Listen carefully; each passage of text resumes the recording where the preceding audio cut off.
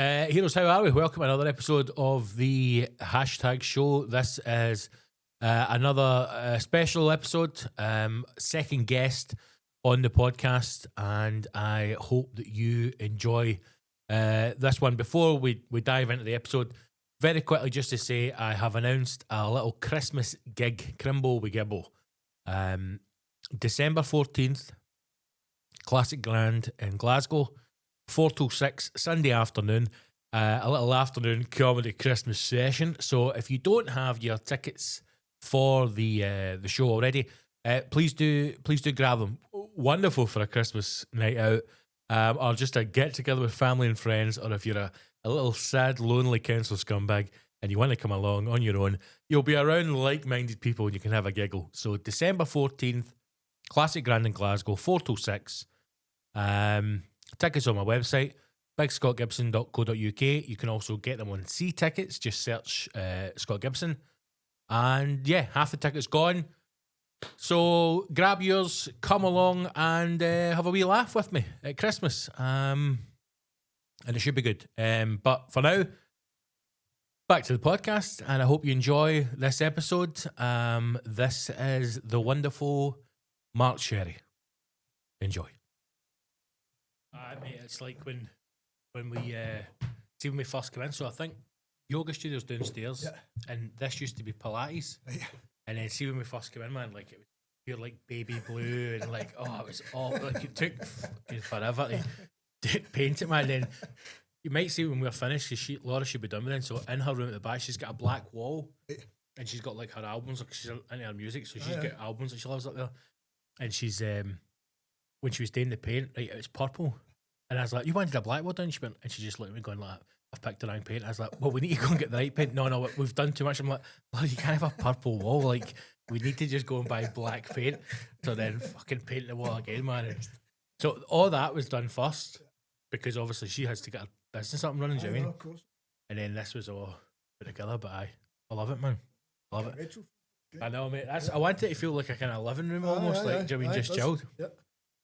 Right, let's get into this, mate. Right, we're live. I've got a very, very special guest for this episode. I'm absolutely buzzing he's here. He's brought me wee gifts as well, which is amazing. Mark Sherry's album, look at that. Mate, I can't thank you enough for coming in, first of all. Buzzing to be here, mate. It's going to be good. It's a genuine pleasure to have you in. Thanks a lot, mate. I mean, you've come a long way, mate, for Pebbles and Troon. You're sitting with me. Now, I've done my homework. You certainly have. I've done my homework, right? DJ Life is in the room. It's fucking amazing. You've been digging deep. Well, you'd sent me that episode that you and Mal had done, and I remember listening to that at the time when it came out, right? Because I was after it, I was slagging him, going, you. Because Mal had said like he had loved Aha, and you were talking about Michael Jackson's Bad, and I was like, you two cunts make out as if he's a hardcore DJs. I was like, he's a fucking pop junkies, man, like everybody else. But mate, honestly, I can't thank you enough for coming in. Thanks for asking me, mate. I'm looking forward to it. It's going to be good to get a chat with you. It's been quite a month for you as well, man. Aye, it's been crazy. It's been crazy. Mate, it's been amazing to watch as well. Like, to know how hard that you work, and to see that now being, you know, recognised. It's obviously been recognised for a number of years, but on a level where people who maybe are out with the industry will now be able to see as well. That top 100 producers list, that was amazing, man. It was a surprise, and I'll be completely honest, Scott. I had tears in my eyes when I got that email. I actually got a message from it's 1001 track list is the website. Right. They sent us a message on Instagram, basically saying, "Hi Mark, hope you're well. We've got some good news for you. Can you give me your email address?" And I thought, nah. Jing us a bam up. Nah. And I exactly, it's like somebody's at it. But I got the email 10 minutes later, and I couldn't believe it, you know. And I just thought, well, this is unbelievable. And it's the thing that kind of shocked me the most is it's not just for my kind of style. It's all the genres that are out there: techno, house, your David Guettas, and all these kind of guys. So I'm not going to let it get to my head. Next year's another year. I'm just going to keep on doing what I do, and if it happens again next year, I'll be amazed. But see, if this is the only time that I make it, I'll still be happy. Oh, you know mate, but it's all. I mean, it's amazing. That's the way to think about anything. Do you mean? But it's just like, a big confidence booster. 100%, man. And like the recognition of, because I not anywhere near the same kind of level, but with stand up, and the same with kind of music, I suppose, as well, or any creative industry. When you start to move through, you suddenly find about all these competitions and awards and prizes, and you're like, how the hell does that? And then you start to find out with things where if you buy a table or you buy votes, and to have something that recognises you where it's an industry thing, it's completely different and, again, fully deserved, mate. Do you know what I mean? Thank you, mate. I appreciate it. I mean, it's, you know, I think I spoke about it in my post. I didn't actually mention DJ Mag, but I can mention it here. The whole kind of DJ Mag poll, I don't know if you know, but there's a top 100 DJ Mag poll that happens every year, and it's just became tainted. It's not legit anymore. All these big EDM guys pay thousands and thousands of pounds to get all the fake votes in and pay folk, you know, subscribe and give us your email address and we'll give you this freebie, but you have to vote for me for next year. It's just all fake bullshit, you know, but this is a real thing. It's all data that's on the website, you know. So, I mean, Davey Forbes as well. Davey's absolutely smashed it this year. I think he's at 34 or something like that. It's bonkers. He deserves it, you know, but just to get in there with Davey, it was like a dream come true. But I was shaking like a leaf when I got that message, and Karen, she was sleeping next to me. I couldn't wait for her to wake up, so I was trying to tell her. I was shaking. It's like, she's like, somebody better be dead. Why the fuck are you waking me up? Is it snowing? No, I'm in the top one. I couldn't give a fuck. Right, I'm going back to sleep. The chicken's all right. Fucking leave me alone. But mate, honestly, it's amazing, man. Cheers, I'm mate. buzzing for you. That and the music agency. Music First, Music First, mate. That, like when those posts went up as well, because I saw you doing the wee teaser thing, and I was like, because I says to Laura, I was like, this better be fucking good. Mark's tickling my boss here. The pre-announcement. Aye. But mate, it was brilliant, man. Thanks, absolutely brilliant. Because I had something similar years ago where I got nominated for a Scottish Variety Award. Brilliant. And I was buzzing, like, only just hadn't been going long and thinking, fucking hell, this is great to be recognised. And then the email came through, would you like to buy a table? So once it votes, we're going to ask you to keep posting. I was like, no, I'm not doing it. Right. I'm not doing it. And then there's a catch to it. And then the year after they wanted to give me the award, I went, I'm not buying a table. And they went in a huff, and then they asked me if I would perform at it. Wow.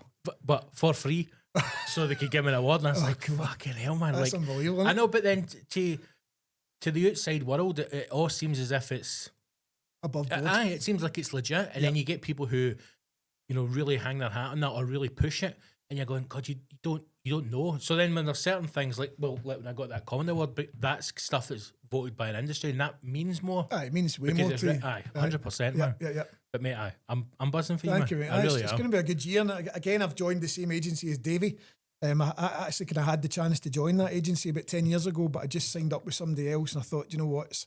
Yes, you're a big agency, but I've just signed up with these guys. I want to see how this goes, and then gone kind of full circle with it. And John O'Callaghan, who actually owns Music First, he's a really big trance DJ, and he said, Mark, do you want to come on board? And I was like, this is definitely the right time now. So Davey's been with them for a few months, and it seems to be going really well for him. So it's just great again to kind of team up with Davey and just move forward. So it's going to be good. Keep Scottish boys, keep Scottish boys together. It must be good as well having, like, I always thought having an agent with any creative industry that at one time was that thing that he's now an agent for. Yep. Like if you've got an agent who was a DJ or still is, they understand. They kind of know the ropes and how the whole system more than works. somebody who's just became an agent and just kind of fell into it. Yeah. I'm honestly, man, I'm buzzing for you. Cheers, I really mate. am. And I've got plenty of questions, mate. Go for it. I've done my research. Okay. I sat through that, and it was thoroughly enjoyable because I remember it was DJ Scooby. Yep. When Mal had done one, and I listened to it, and he was saying to me like, "What did you think?" And I went, "Mate, that was amazing. Like I could listen to that guy talk forever. Bonkers, isn't it? Some of the stuff he did. And then when you did your episode, I was like, listening again, I'm going, like, I felt as if obviously I know you, but I didn't know anything at all. Anything at all. And I suppose we're having Joe in before. Joe was the first kind of I feel like I'm becoming the Parkinson of fucking DJ and just interviewing Scottish DJs. Just don't get Grace Jones in. But having Joe in, man, and you think like, you guys, I always think that you guys, like, obviously I know you, Davey and Mal, right? But even Trevor, and to an extent as well, Joe, who have been in an industry that has gone through its peak, then went into a trough, and then almost reinvented itself into something different. Yep. That must feel like, because I often think not many people who are in a creative industry get to live through the peak or something.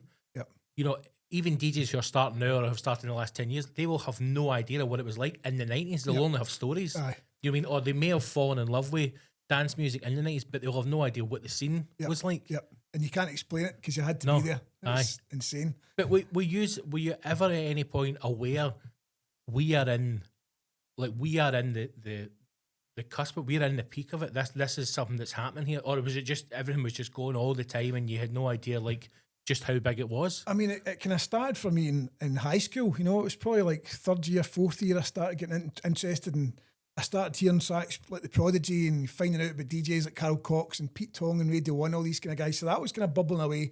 And then this club night started called Hangar 13, which Trevor was obviously the resident for, but he'd actually been in the Bobby Jones for a couple of years before that. But I was just hitting like 16, 17, 18.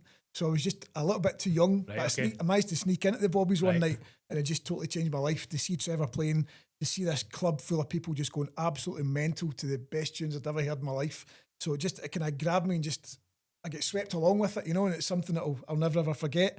But I think back then we all did know that something special was happening, but I don't think we realised how quickly it was going to taper off again. Because give it like, I mean, that was probably 1991, 92 was my first time in a club. See, by 95, 96, that whole kind of sound had died away, and the whole house music thing and kind of Euro, remember like stuff like GX and all the kind of European kind of housey stuff was kicking off. So that it all kind of changed. So me and Davey and Trevor and Joe, a lot of the stuff we're playing was kind of happy hardcore and the really kind of fast and heavy stuff. But before that, we're kind of mellowing out. It was kind of mellow stuff, but it kind of built up to the faster stuff. But 94, 95, and then the whole thing just kind of fell off a cliff. I had to get tired of the kind of hardcore stuff. What caused that? What caused that taper off? I think it just, there were so many nights, there were so many DJs, it just kind of became saturated, dying. And I think it just got to the point where it was so fast and so hard you couldn't really go anywhere else after that, because the Dutch guys came along, the Rotterdam stuff, and it was nuts. I mean, I was into it for a while, and I've still got all my vinyl. Like the Mad Gabba stuff. The Mad TV shit. No, it was great for a time, but it kind of plateaued out. It's like, where the fuck, where'd you go after that kind of thing? So then it kind of changed, and I kind of changed my direction and went into trance around about 97, 98, and it all kind of kicked off for me as a solo kind of guy round about then. So, but I think we all knew we were part of a movement. It was a really exciting time, because obviously Mallorca was a few years older than me, and he'd experienced the whole kind of acid house thing, the kind of late 80s, 88, 89, that all kind of kicked off, and that was his big kind of wow moment. That kind of kicked off his kind of love for dance music and the urge to kind of write dance music and get into how to produce and all that kind of stuff. So I was a kind of few years after that. So, but I think we all had our own kind of thought at the time, this is something really special. Aye. You know, so, just when I was listening back to your interview with Mal, when you were talking about it, I just thought it's, in any industry, it's not often you can still get to speak to people who, you know, were around when it was on the rise. And something that kind of stood out for me in that, when you were talking to him, was you were talking about when you were doing stuff with Trevor way back at the start, and how nobody was pigeonholed, or DJs could play what they want. Yep. And it was more about controlling the night and a build, and making sure that, you know, by a certain time we were at a certain point and reacting to what was in the room, rather than people saying, I'm a trance DJ, or I'm a acid, whatever it was. Wasn't a rule book. There was nothing there. And I suppose as society's changed now, because everybody's got to have a tribe, or everybody's got to have a badge or a label. Yeah. Has that taken away anything from the kind of live scene, like the DJ scene, where you have to kind of nail your colours to the mast to say, I'm this type of DJ, or other DJs who straddle across different genres but maybe aren't as respected because they do that? Do you have to be like nailed down to one now? I think up until COVID kicked in, you did kind of have to sit on one side of the fence, because there was a lot of kind of techno purists, there was your trance purists, so you had to play one or the other. But that's why I tried to come up with my own style and call it tech trance. It was like kind of techno beats, but there was still the big trancey breakdowns, and then back into the kind of techno style stuff again. But see since COVID, the rule books have been ripped up again, because everyone's just like playing whatever the fuck you want. You don't have to be a trance DJ. You don't have to be a techno DJ. Look at Hannah Lang and, you know, Ben Hemsley and all these kind of guys. They're just playing whatever the fuck they want, and it's working for them. Yep. And that's the way it should be, because that's the way it was when I started out. Aye. Trevor at the Hangar, he would start off with playing kind of, Neil Skinner would be the first DJ on. He would play kind of housey stuff, some acid house, some kind of mellow trance, and then Davey would come on and play, you know, kind of harder stuff, and then Trevor would come on. So there was a progression to the night, but there was always a point in the night where Trevor kind of calmed it back down again for 20 minutes, 30 minutes to get their breath back.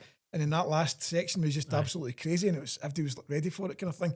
But now the rule books have definitely been ripped up, so it's quite an exciting time for dance music as far as I'm concerned. I suppose with COVID and lockdown, like there's obviously 101 negatives that came from it, with clubs and bars struggling. You know, a lot of them closed, but I suppose when you look at it, that one of the positive would have been people just at home again playing music. Yep. And then maybe getting to the point where we've all done it at house parties where somebody will play one track and bounce on. It just all jumps about, and people maybe getting that idea again of it's just about music and being in a group, being with people, rather than going, I don't go into like that room because that room only plays certain thing. And maybe it's just more clubs now just playing music and enjoying it. I think there's a lot of kind of nostalgic moments as well for folk. You know, during COVID, everybody was digging out their vinyl collection and bringing the decks down from the loft and going through all their classics. So there's a big kind of resurgence in classics. And, you know, guys like, I don't know if you've seen like Fish 56 Octagon on Instagram. He's getting millions of followers, and that's just through COVID. What a dressing gown that was. Got. He's got a fine collection. Because was he playing a track that you had remixed? I've just remixed his new single. I think you had either retweeted it or you'd put it on Instagram or something, right? Because it came up, and I was like, I says, this guy better know what his dressing gown. What the fuck is this Mark's saying, man? Is he got involved with it? Yes. I tell you what, he's got some set up, man. That's a cracking living room. I mean, he's basically got COVID to thank for that. He's obviously always been a good DJ. He's got a great taste in music, but he just hit the sweet spot during COVID because he was online, he was posting tracks every day, and he's got millions of followers, you know, so it's crazy. But it's great to see things changing for the kind of like electronic music scene, you know. There's loads of you don't have to pigeonhole yourself now. You can do whatever the hell you want. You're playing to a crowd, you can play any kind of dance music you want. As long as the crowd are following you and it's going off, then you can do whatever the hell you want, which is great. I suppose more people need to get back to the point of maybe, I suppose again, as like social media and the technology we've got that people can promote themselves, following a DJ and maybe looking at a DJ as an artist rather than somebody who's just playing songs. Do you think, like in the past, where you would go and see a band and you know they would have a different album and you would go like, well, I don't really know if I like that, but I like the band, so they're trying something different, I'm going to go with. Going to see a DJ and accepting, right, whatever's been played, I'm going to go with because this is music that they love or that they want to play, so let's be involved in the night. To go back to the start, right, so you are 17, going into clubs, and Trevor is the main man doing an air at this point.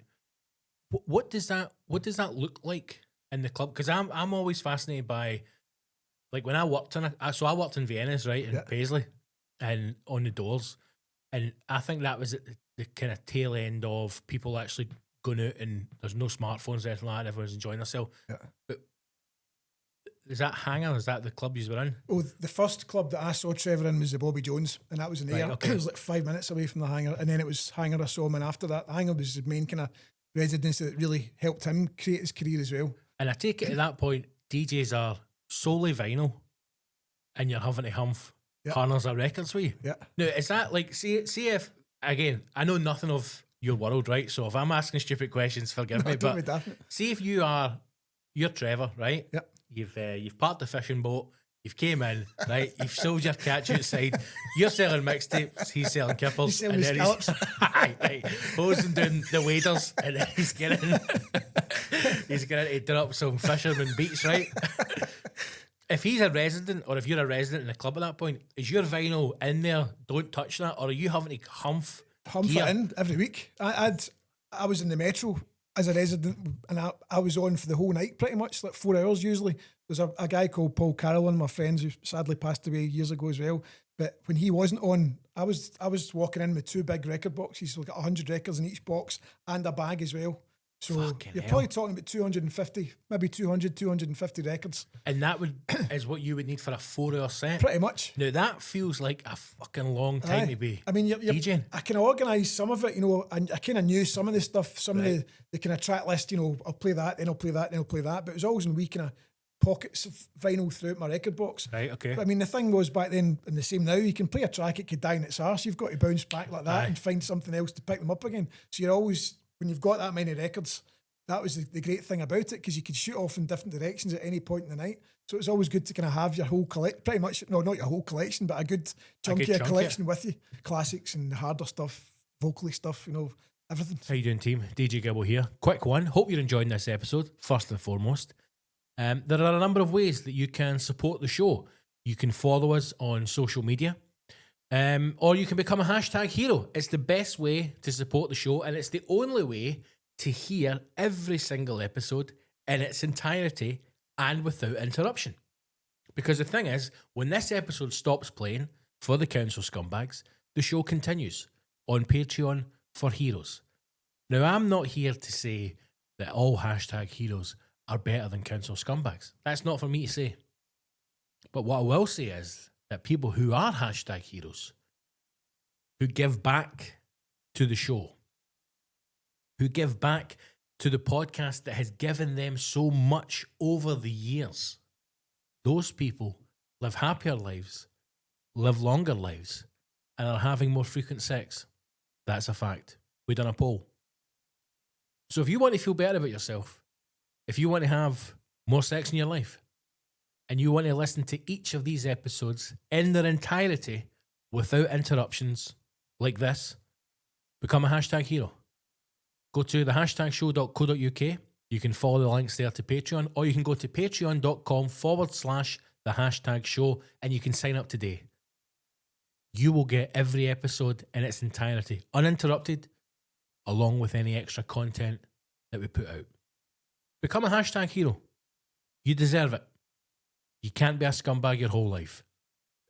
Something that I've always wanted to ask, right, and I don't really know how it understands it, and I've always tried to kind of just compare it to stand out of the world that I know. If you're on a night, right, and there's a DJ on before you, yep, and they're doing an hour, and then you're doing an hour, and a guy after you's doing an hour. Yep. What is that handover like? How does that work? Do they just finish? That's me done. Spin it back, fuck all, or do they set it up for you? No, they don't do anything. They don't do nothing. So what I do is I'll wrap up my last track. But so there's usually, if it's a decent club or a decent festival, the DJs always ask for 3 or 4 turntables. So there's CDJs. Right. So they're the ones you put your USBs in. So you can actually put one USB on the left-hand deck, and they're all linked together. So you can actually access what's on that USB on any of the 4 decks. Technology, yeah. Aye, mate. It's crazy. Mind blowing. What? Take you about life. So, in my day, son. I know, mate. I had to wind up the generator. So you can basically, the DJ that's on after you can basically come to the left-hand side and start tweaking and preparing their intro, whatever, while you finish up yours. So there's, but sometimes things can go a bit wonky, but if you know what you're doing and the guy after knows what they're doing, it's fine. Now, is there ever any situation, like, for example, again, no, nothing of the world, right? If I'm on with other comics, the way it works is headliner's the gaffer, check the watch, and it works its way down, right? So if, for example, the headliner might say, it doesn't happen very often because a lot of them will just be like, they should be more professional, so you roll with the punches, right? But they might go, don't do your stuff about dog shite tonight because I've got a bit about dog shite. Does that go on? It does happen, aye. Wow. Not as much, because I always look at it as some acts would say to the people before them, don't do that bit you do because I want to do this bit. Wow. Whereas I would think, if you're on last, if you're closing, then you should be able to adapt to exactly. If you know somebody's going to do that job, just change it up. Change it to another topic, right? But is there a similar thing where you'll say to a DJ, see whatever you do, don't play fucking It's Raining Men, because that's what I'm doing half an hour into my set. Remixed that, Is there things like that go on, or do people like try and fuck you up by going like, they'll do a hardcore mix and then play Agadoo just before you come on? Actually, what have you done to me? Normally, it doesn't. There's not much of that goes on, but I actually did that at the Metro when I was on a few weeks ago because Malcolm and Joe were all on the same night, and I can't remember, there was a track I was starting with. That's what it was. It was a tribute to DJ Tizer, who sadly passed away. A guy who was a great DJ. I had many good nights with him in Belfast back in the day, over Northern Ireland as well, and just all over Northern Ireland basically. And he passed away, and I said there was a wee kind of chat in the group thing on WhatsApp. I said, look guys, do you mind, I'm going to close my set with this track, because it was a track that Tizer actually did with me and Trevor back in the day. Right. So that's to be honest, that's the only time I've done it that I can recall over the last few years. So I thought I just don't want anybody else to play that, because it meant something to me. Yep. I mean, it does go on, but not that much. Joe played it straight away. He did. First track. Hit straight up.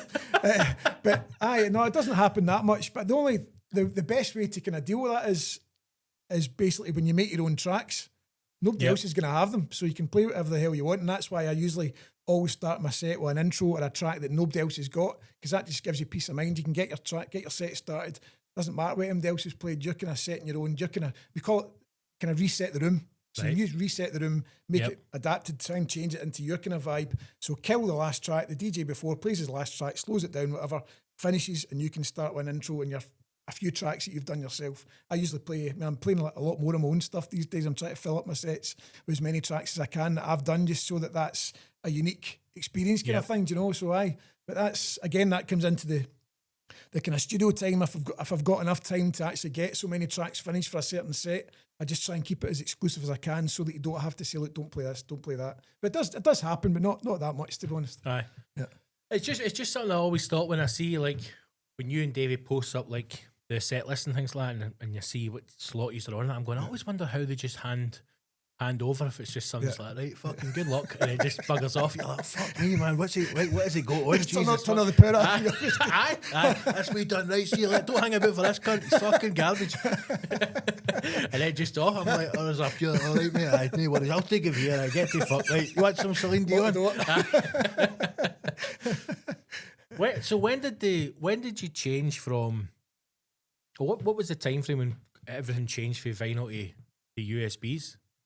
I think when I was resident in the Metro from 98 to 2000, I'd say the last half of 2000 before the whole public domain thing kicked off, and I left that residence because I couldn't do it anymore, because obviously I had success with the band. But I'd say the last 6 months of that residency, there was a CD, I really like.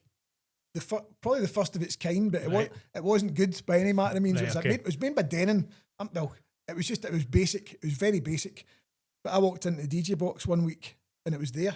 I thought, all right, what's this? And I was like, wow, you can actually speed up CDs and slow them down and stuff. Right, okay. So you could mix them into vinyl kind of thing. So the week I came in after that, I brought in some CDs that I had tracks on them that I didn't have in vinyl. So when the club was busy, I thought, do you know what, I'm going to try. And so in the background, I had two vinyl records going at the same time, ready to mix in a record if it all went tits up. Yep. But the wee CDJ player was up above the deck, so I was kind of mucking around with that, and I managed to match my beats and mixed it in, my first vinyl to CD, and that was probably 99. That must have been a moment of like, we're in the future now. Exactly. It's not going back now, boys. Exactly. And then as soon as you hit that fade, like, what have I done? And then after that, I was in Archaeos in Glasgow on a Sunday night, and they actually had a CDJ on each side as well as the turntable. So that was when things really started to kind of pick up. So I'd say from like maybe halfway through 99 to maybe 2001 was a massive sweep towards CDJs, and that's when Pioneer released, because Technics were always the best for vinyl. Technics hadn't released a CDJ, nothing. I don't think they'd even released anything decent, maybe like 4 or 5 years after that. Right. So, but Pioneer jumped straight in there and then made these things called CDJs. I think the CDJ 100 was the first one that came out. It was quite a kind of small rectangular thing, the wee kind of jog wheel on the top. And then the one I got was a CDJ 500, I think it was, which is a kind of bigger one. And it's just, I mean, it's crazy now, some of the stuff you can do. Aye. And then obviously it went from CD to USB. So even though they're still called CDJs these days, there's no actual CD player on it. It's just USB, but they've stuck with the name kind of thing. So. I suppose it's the one kind of genre where technology is fully embraced. Yeah. I mean, I know a lot of people now are moving back to vinyl, and I think I think a lot of that's probably due with lockdown as well, and people enjoy music again and understanding. I think people understanding what used to go into making an album rather now than just. And I think most of it comes from like pop music where it's guys, they don't have an album, but they look a certain way, so they're signed by a company, and then they just put out like 1 or 2 singles, or they sing on somebody singing instead of actually cookie cutter kind of stuff. Instead of people actually realizing, oh fuck, there used to be genuine artists that would create artwork and that would build a certain point, and there was a ballad in it, and it would make it. So I think that people are getting back into the love of that. Yep. Going back to right to the very start. Right, we're jumping about here. That's not so good. DJ life. Right, so you are, at this point, you're what, 16, 17? Aye, and just 16. And this is, what is it that what's your first introduction into dance music then, at that age? So, I don't know if you know, but Air Shore has got a big kind of cruising culture from back in the day. I'm thinking, like, how much of that, do you know, see it, when I was listening to you talk about that, because we used to have car park in the sky, right? Obviously, in Paisley. And I'm thinking, I couldn't tell you what the equivalent of that now is for young people, and I don't even think that they have that. And I think that they are missing out in something huge. And I don't just mean from a music side. I mean like from even like a cultural side, a fashion side, or even social just aspect. just being with people, and also that like you would have known it yourself when you go down there with a group of friends, and then there's hundreds of people who you don't know. So it's that awkwardness of understanding like how to speak to people, you know, and I don't think young people have that anymore. I think they're very cocooned in. This is my group. This is what we like. That's it. We're not wanting to open up to anything. So WhatsApp chat groups and all that kind of stuff.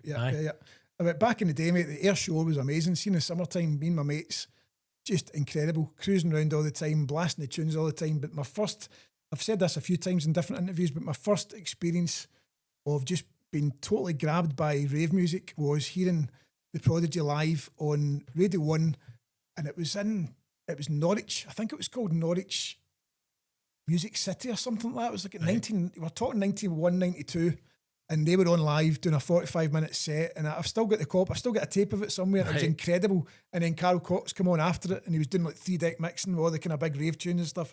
It was just mind-blowing. So we recorded that, and it was just on in the car all the time.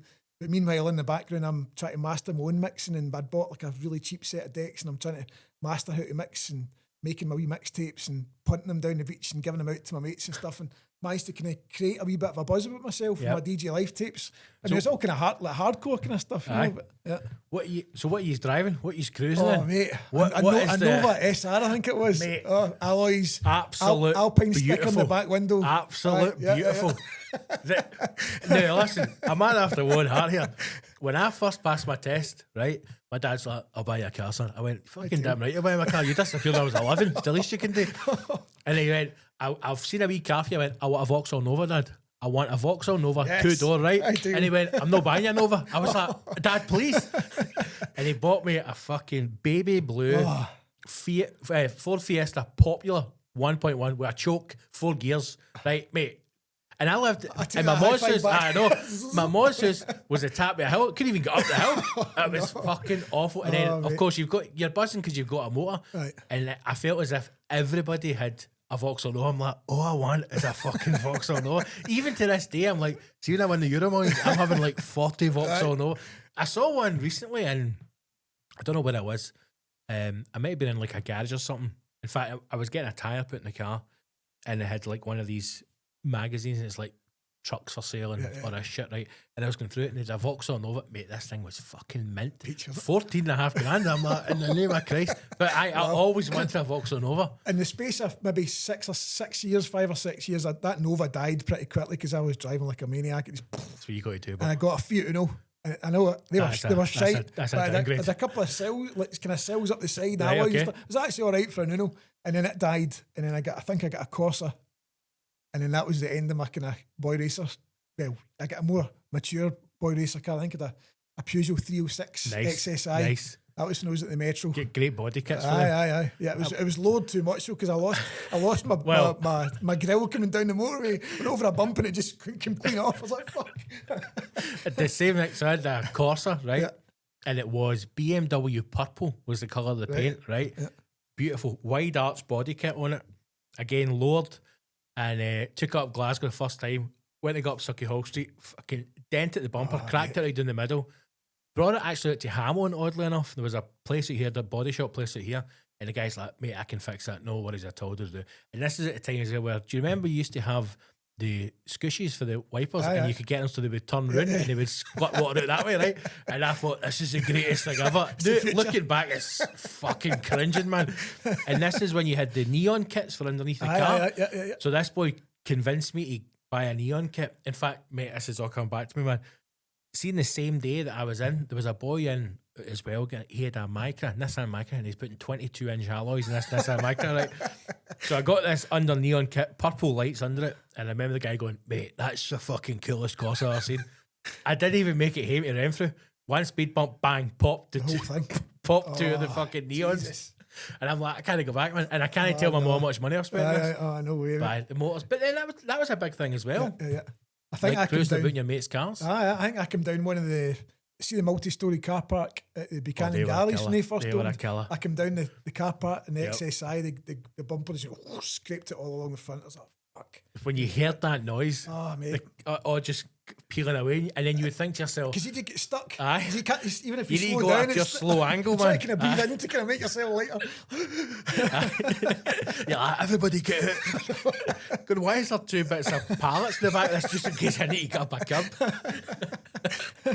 Aye, man, that was it. But even things like that, like cruising about, I don't even know if kids, I know they've obviously got their own scene. It's probably like a streaming thing, but I do think that there is a generation of kids that have lost that idea of community or kind of group or openness to experiencing things that you know nothing of, and you're just in that kind of common space where somebody's playing a track and you're like, what is that? Aye. And you're like, oh, it's my mate, it's got a mixtape, and then it builds for there.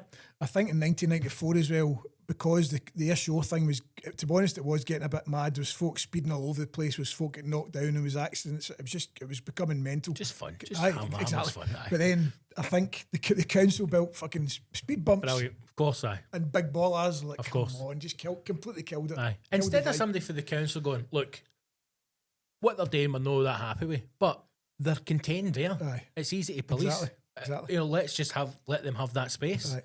We'll say to Wayne's, right, we're putting speed bumps elsewhere. If we catch you doing that, you're done. But we'll just continue doing here. Aye. So many times I think things will happen and authorities or, you know, adults will just try and shut stuff down. Aye. Do you know what I mean? So you are, how long did DJ Life last before that was scrapped? It was scrapped by, I'd say, by the end of 94. Right, and then it was just Mark Sherry. Aye. Right, Yeah. okay. I kind of grew up a bit. Now, 2 things, right? Slightly. 2 things I want to say to you. Yeah. One, especially now that you are on the top 100 producers list, right? You're global now, mate, right? And with every other famous celebrity having their own line of alcohol, why do you not have a sherry out? Well, I don't understand. I don't know why you don't have your own sherry. Rave sherry. Mate, a dark sherry. I've got my dark sherry ale, so my kind of hard title. Aye. You're onto something, mate. Outburst You're onto sherry. something. You're definitely onto something. I mean, mate, you can get like proper vibey sherry as well. It's like £80 a bottle. Wanky sherry. Right, so I'm like, you need to get your own sherry, right? If fucking, what's his face, can have his own aviation gin and all that, right? You need your own sherry. Because cassette tapes are out, man, but you could punt wee miniature bottles of sherry, Yeah, I could. right? Yeah. You'll only appear at clubs that stock your sherry. I'll speak to my manager, mate. Right, get it on the case. Aye. No, I've got an idea for the next album title, Right. right? Okay. And it's this. Right. You're going to call it 3 ounce, right? And it's not what you think. It's because that is the recommended serving of sherry. 3 ounce, is it? 3 ounce. Is that not quite big? I've no idea. But 3 ounce. Is it maybe It's a wee scalp for your granny, right? A wee snifter. That's the B side. The 3 ounce Bart sherry and then a wee snifter. 30 ounce. But mate, I was like, you need your own sherry, man. It's got to be done. This is it. Oh, mate, my second name, it kind of drives me nuts sometimes. Oh, fucking cherry. All the different kind of variations, but it's one of these things. Like, to be honest, I should have changed. I should have had a better DJ name at a younger but age. then I don't. But it's kind of it's hard. stuck. But But my real name, do you know? naming things is hard. Do you know what I mean? And then also, you are Mark Sherry. Do you know what I mean? And you're not going to fall. You don't fall out of love with your own name. Do you know what I mean? Whereas I always think if you think you could still be DJ Life. Do you know what I mean? Aye. You were able to top 100 producers with DJ Life. When Let you me put tell it like you. I wonder if somebody has still got the mixtape. There is. I've still got them. Have you? Amazing, right? I used to wear cat boots all the time, so I've got cat boot boxes, cardboard boxes, Right, full okay. of tapes, like live mixes for the Bully, the Metro, Chaos, everywhere. I don't even know if they'd play these days, but I do. I'd say at least 5 times a year, I'll get a wee message from someone. I've still got yours. I've got boxes That's of DJ fucking Live great, tapes man. in my loft or at my mum and dad's house or something like that, you know. So you do, they're still out there. So Mate, it's- that's so, and that's I so shudder cool, when man. I think about it because the mixing probably couldn't have been that good. To be honest. But then even the fact that you know people have still got that as well, that must be a nice feeling of Aye, like aye. how long ago that was Yeah. to now. I mean, I can generally say it's like, especially Malacca's events at 1994, there are people in the crowd that have followed me, and you know, Malacca and Joe and all the guys from way back then. You know, so the fact that there's people out there on the dance floor that have been following you for 30 years that know all the tracks that you've done back in the day, they've got your mixtapes, they've got your mix CDs, they've got your albums, they're following you here, following you there.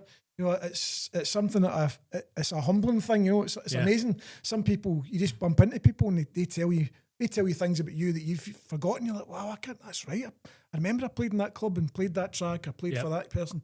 You know, so it's amazing. It's a great scene. Scotland's always had a great dance scene. It's the same over in Northern Ireland as well. Like the whole scene over there back in the day. See the kind of mid-90s, some of the shows we had with Trevor and the guys back in the day was just bonkers, absolutely bonkers. And I just wish I could bottle that and show people nowadays that's what you're meant to do. That's how you dance. That's how you get into it. That's how you cheer and you whistle. Because there's a lot of people now, they'll go out and they're too scared to let loose, you know, and that. But I think back then it was different. Folk didn't give a shit. They were just going absolutely bonkers. As soon as they're in the club, jackets off, let's fucking go, you know. Nowadays, I think folk are a bit more reserved, and don't get me wrong, there are some amazing shows. There's still a couple of nutters.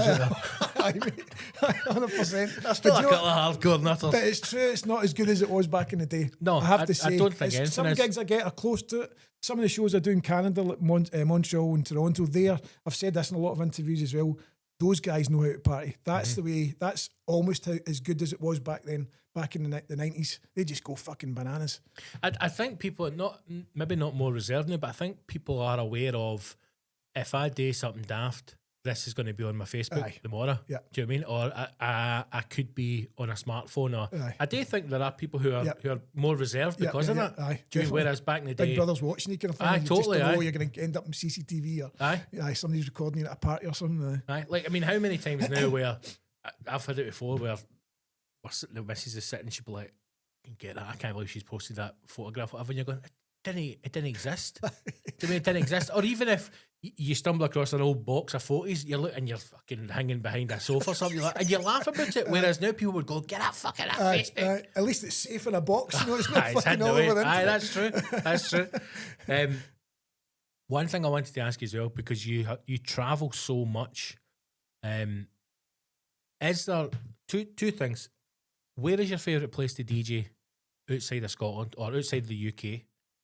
How we doing, team? DJ Gibbo here. Hope you are enjoying this episode. If you would like to listen back to some previous episodes, even from the very beginning, the first 90 episodes, that's right, 1 through 90, are available on the Patreon and on our website. So either become a hashtag hero and enjoy the full back catalogue, or go to the hashtagshow.co.uk, click on the Heroes tab, and then click on the number of the episodes that you want to listen to. Episodes 1 through 90. All you have to do is sign up. You just put in your email address, and then you can enjoy the first 90 episodes of the podcast through the website. Alternatively, again, you can become a hero, because it's the best thing you can do. You'll feel better about yourself, and you'll be more fulfilled in your general day-to-day life. Become a hashtag hero. Patreon.com/the hashtag show, or go to the hashtagshow.co.uk, sign up on the website, and enjoy the first 90 episodes of the greatest podcast you've never heard of. Until then, back to the show. And is there anywhere that you don't want to DJ because you want to keep it as that's a place where me and the wife go on holiday, so I don't want to, like, because I sometimes hate it when I'm walking about and I'm going like, I've done a gig in there.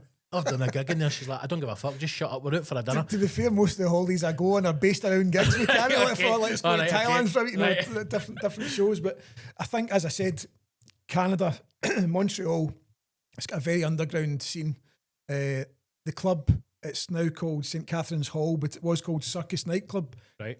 And it opens at midnight. So it's like an after hours thing. So folk will go out drinking and go for food, go for a few pubs, and then they'll hit the club. Sometimes I think it opens at 1 a.m, and it goes right the way through until sometimes midday the next day. Wow. And then folk will go to other parties after that. There's just this whole kind of underground scene, and it's amazing. You feel like a vampire because you're just in there, and you come out after the gig and it's fucking daylight, and folk are going to work, and you're like, Now, is that a more relaxed, not relaxed, but is that more like, are the Canadians more?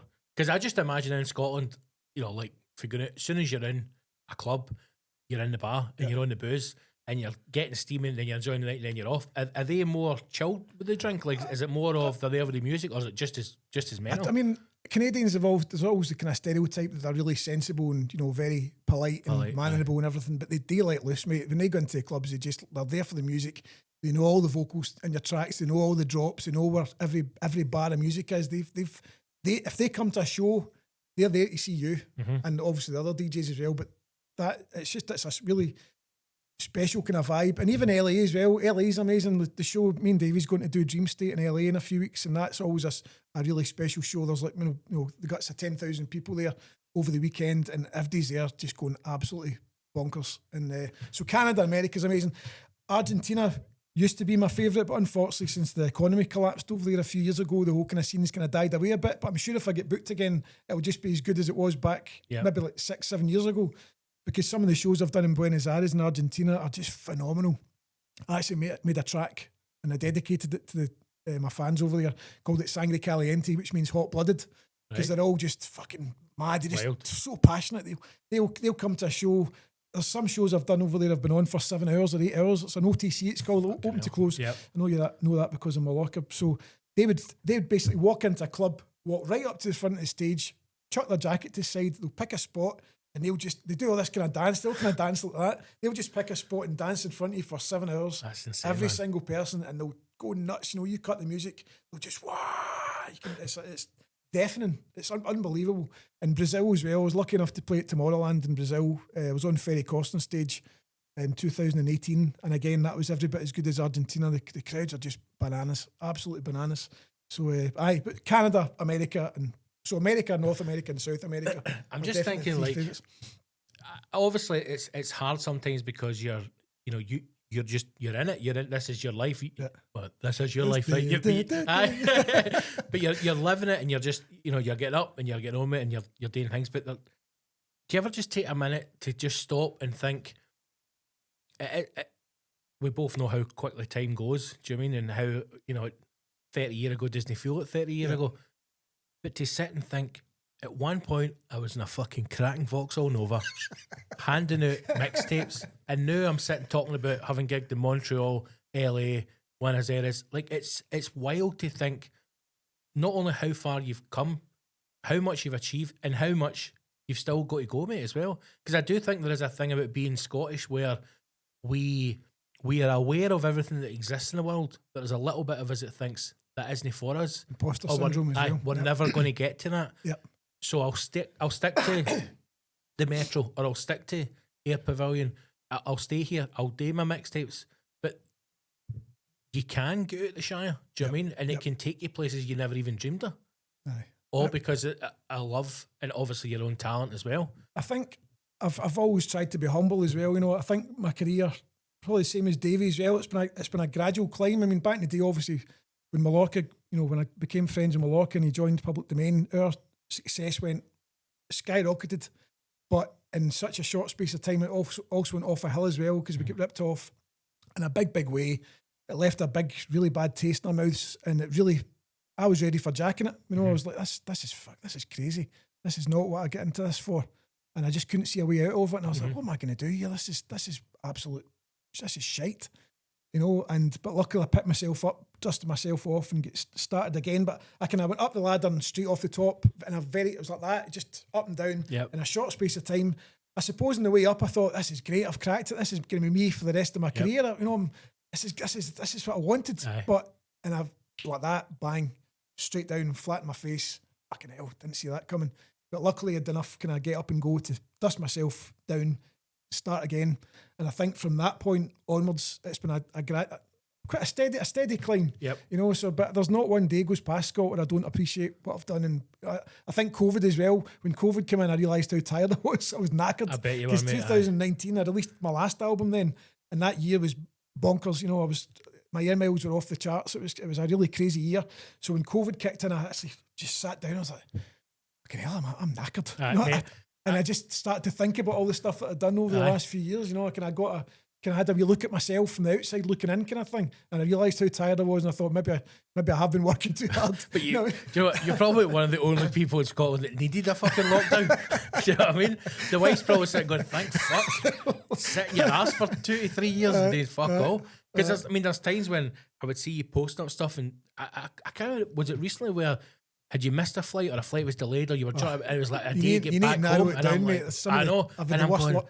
fucking hell, man, like he must be bust. Aye. I mean, you generally do get conditioned to it. You know, I try and keep myself fit. You know, don't smoke, don't drink much. I try and look after myself, and that I couldn't party all the time and do that because it's, you know, booze and everything else. It's in your face every weekend. You can't escape it. So you've got to say, no, I'm not drinking. You know, I'm just gonna be sensible. I'm getting the first flight back home because I'm in the studio on Monday or in the studio on Tuesday. So I just try and be as professional as I can. But I'm a boring bastard these days, but I don't care because I couldn't do my job if I wasn't. All my partying days are over. I had a brilliant time in the 90s, early 2000s. I was partying all the time, going crazy, having an amazing time. But now I turn up an hour or two before my show, do my set, and then I'm away again. If it's a big show, maybe with Davey and, you know, we're away, we'll have a few drinks and let loose for a wee bit, and then we'll come back the next day kind of thing.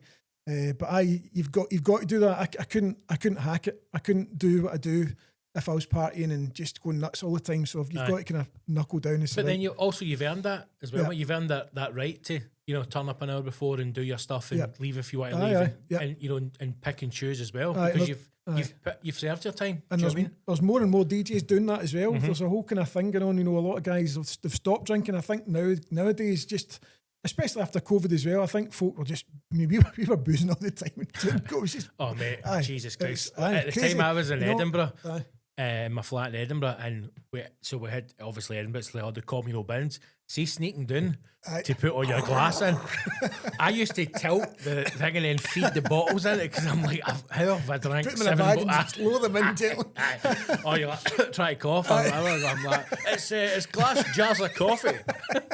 wait till a couple of cats start fighting so you can put it in. Just carrying cases of booze back for Tesco, going like, oh, fuck, I forgot to order again. I think post-COVID, a lot of folk have said, right, that's it, you know, those days are over, I need to kind of knuckle down. So a lot of DJs now are pretty sensible. It's not the way it was back in the day in the 90s. But then there's something nice about being, people will say it's boring, but like, I know certainly, obviously we find me meeting Laura and getting married and that, I generally never realised how important it is to have a good wife, like to be lucky to have a good. I'm very lucky. She's amazing, 100%. And it completely has changed me. Like it's made me think about things differently. It's made me realize what I want and what I don't want. And even things like we've had it before, where we're going, we're just boring, man. We just like hanging about with each other, and I'm going, well, that's fucking great, isn't it? Because imagine being stuck with somebody you don't want to hang about with. Do you know what I mean? It keeps you grounded. You've always got somebody to come back to. It's always somebody to come home to. And Karen's the same. I mean, it takes, and I've been with Karen for, God, it's about 12 years now, I think it is.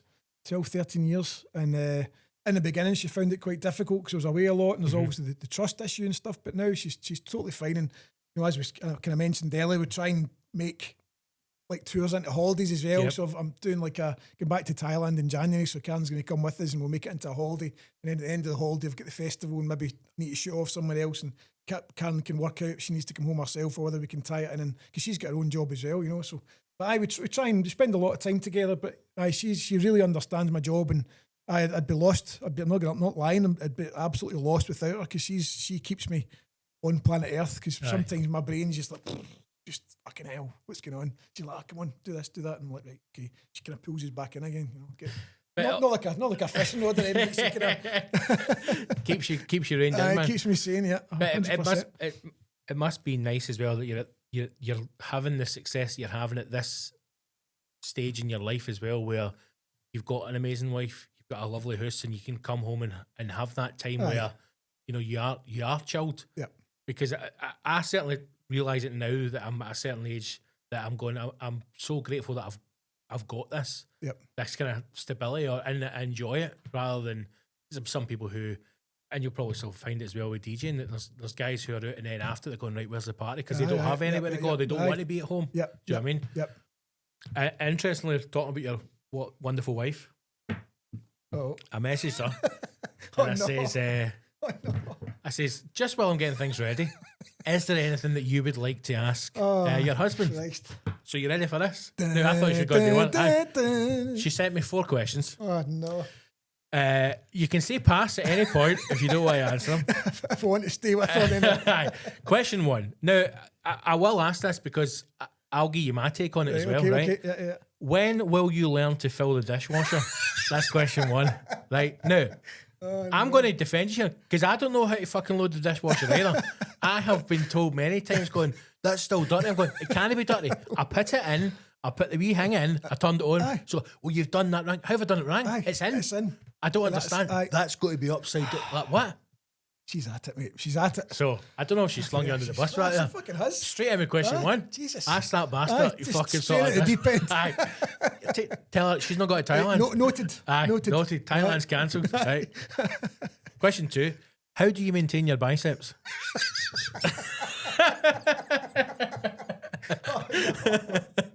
It's not putting the dishes in anyway, is it? I'm like, that's how he's no loading the dishwasher, right? You bend at the knees and extend. Aye. Oh, mate. In the gym, of course. Yeah, you're in the gym quite a lot, though, aren't you? Aye, yeah, just, I love it. You know, there's nothing better than a really good day in the studio and then going to the gym and just battering the shit out some weights. Mate, I wish to God de-stresses. I had that. I wish to God I had that. But have I you ever, find it fucking boring, man. do you, mate? Aye. But see if you, I think, do you know what I think it is? See, because the only time I enjoyed it was when I was doing rugby training. Right. And when we done gym sessions because I was in a group. I think, see, going myself, I think that's what bores me. Aye. So I go to classes with Karen, like go to RPM, which is like you're on the bike, you're going full speed, good tunes on, wee community. You know, it's like Aye. 10, 12, 15 people there. And you're all going for it. The strobes are on, the lights are on. You're fucking sweating like a nutter. That's a brilliant buzz, you know. And you get this kind of feeling of you've achieved something when you come out, and you just feel you've just let all the stress out from the day, and doing weights as well. I've done it since I was in Portugal with my mates a few weeks ago because we all turned 50 this year. Right. And we went to Portugal and I was talking to one of my mates, Dinger, Stephen. And Dinger was saying, he's like, I said, I went to the gym with you. You were the first guy that took me to the gym years ago. And I was like, when was that? He said, like, it must have been like third or fourth year. So, and since then, It's just it was always been him with that you. kind of gave us the bug for it. 'Cause Aye. you kind of start to see a change in yourself and it becomes quite addictive, you know. So I've managed to kind of stick at it. Apart from lockdown, Well, again, just drank myself aye, into that's- oblivion. I did that's not it, do aye. any fitness at all. No, but that's the was way to do it. horrendous. Aye.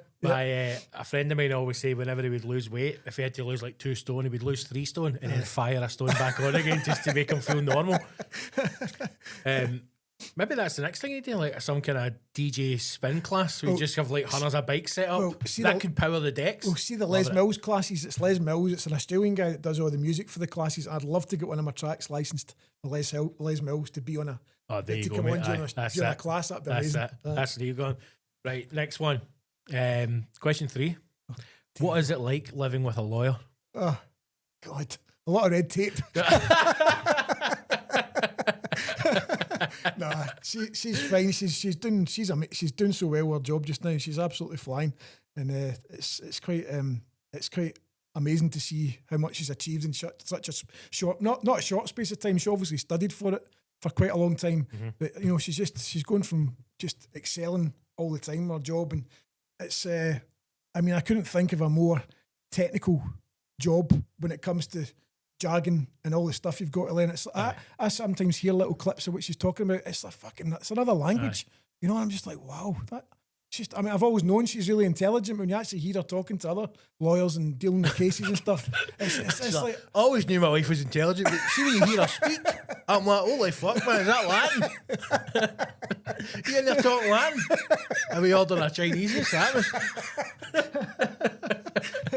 I think that's what she was wanting. I just said, what's the little one? It's fucking shite. Get off his back, man. Exactly. Aye. Stop checking my contracts. Tell you, I wish I was going out with a lawyer and I signed that public domain contract back in the day. That's it. That's what I shafted mean. big time, mate. Oh my God, that nearly put us all over the edge. If I was going out with Karen at the time, she'd have sorted that out in a flash. But aye, just stupidity. I always think when things like, you know, when bad stuff happens, you've just got to cling on to the fact where, you know, either maybe not everything happens for a reason, but things lead you at a certain point in life. Aye. Where we are now. Do you know what I mean? I made every mistake I could have made in a very short space of time, and I'm glad that I made it then and not like halfway through my career or even like yesterday. Do you know what I mean? It's like I fucked up majorly. We could not have fucked up any more than we did. So we learned from it and we moved on, and I'm glad that it happened. It was about 2000, 2001. It just all went kind of peaked on. But aye, I'm glad. In some ways, I'm kind of glad that we did make a big fuck up because we did learn a hell of a lot off the back of that one monumental fuck up, you know. So I suppose it's good that it happened and we all moved on from it, and it's in the past, you know. But it would have been nice to have been married to a lawyer at that point. I know. Aye. 2 questions to go. I thought you said there was 4. There is 4, but then I've just remembered the one she asked, and I'll ask it. Well, the one that I didn't like doing was she's asked, "Can you name all your chickens?" That's what she did ask. There's a love-hate with the chickens, right? Does she want the chickens? You're like, I'm not into this. No. Well, I can thank my locker for us getting the chickens, because when we moved into that new house just over 2 years ago, and Karen got a letter from the solicitor 2 weeks before we moved in saying, Karen, I don't know if you know, but the house actually comes with 4 chickens. Amazing. Are you okay with that, or do you want to rehome them? So the only guy I knew that had chickens was Mallorca. So I phoned Mallorca straight up. He's like, they're a piece of piss, Mark. You know, let them out in the morning, feed them water. They go in themselves at night, shut the door, see you later. I was like, do you know what? Let's keep them. So we had 4.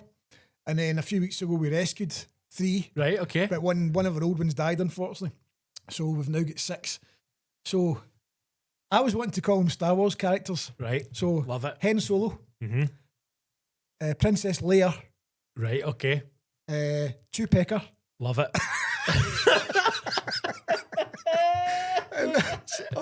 These are the things you need to entertain yourself. Lando Calrissian. Well, that's a stretch, but okay. Aye, that's a stretch, that one. You're like struggling that. now, Aye. We're going to kill move on. 4 chickens. So, my chickens. Oh, right, so there's Daffy, there's Judy, there's Yoko, Big Bird. That's it. There's 4. She knows the names of them all. I'm like, that's the ginger one. That's that one. That's it. You can't load the dishwasher. They can't name the fucking chickens. Exactly. I'm gonna have words with having to go home tonight, mate. They are good, man. I had chickens. I've had chickens and ducks for a while as well. They're cracking, man. They're really good. Eggs every day. It's great. Aye, they're brilliant. Fantastic. And we had like a kind of netting thing up to keep them penned in, like a big part of the garden.